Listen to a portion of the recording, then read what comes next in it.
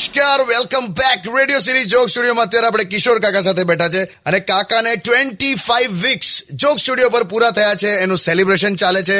એમનું ન્યૂઝપેપરમાં ઇન્ટરવ્યુ છપાય એટલે આપણી સાથે સ્ટુડિયોમાં મોજૂદ છે ન્યૂઝપેપરના રિપોર્ટર, જેમનું નામ છે મહેશભાઈ મોહમ્મદભાઈ મેકવાન. અને પાછા ભાઈ જે ઇન્ટરવ્યુ લે છે ક્રાઇમ રિપોર્ટર છે. મિત્રો, હું ક્રાઇમ રિપોર્ટર તો છું, પણ હું જરાય ખોટી જગ્યાએ નથી આવ્યો. કિશોર કાકાની દરેક વાતમાં ક્રાઇમ છે, તો ખુલાસો કરીએ એક વહેશી દરિંદાનો આજે. બે હોય કોની વાત કરો છો તમે? ઓ સોરી, જૂની સ્ક્રિપ્ટ હાથમાં આવી ગઈ. તમે ધ્યાન રાખો ને કે ધોલ માર દઈશ મેં. ઓહ, એટલે મારવું પણ ગુનામાં જ આવે.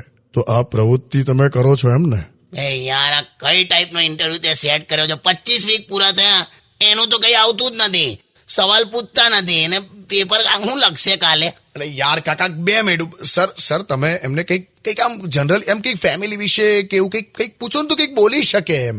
શું કરતું હતું તમારું ફેમિલી? એટલે મારા દાદા બહુ મોટા વૈદરા જ હતા, દવા દારૂનું હતું. દારૂ એટલે બુટલેગર વૈદરા જ હતા તમારા દાદા. ગુનો 63મો નોંધું છું અત્યારે. એટલે યાર હોય, દવા દારૂ સાથે બોલ્યા એટલે બોલ્યો મેં, દારૂનું નતા કરતા અમે.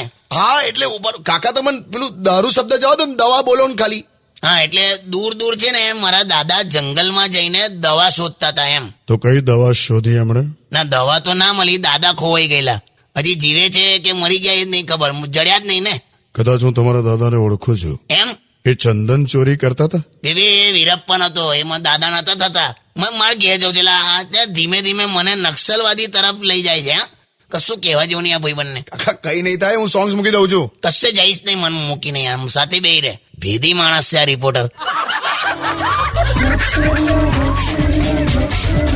Only on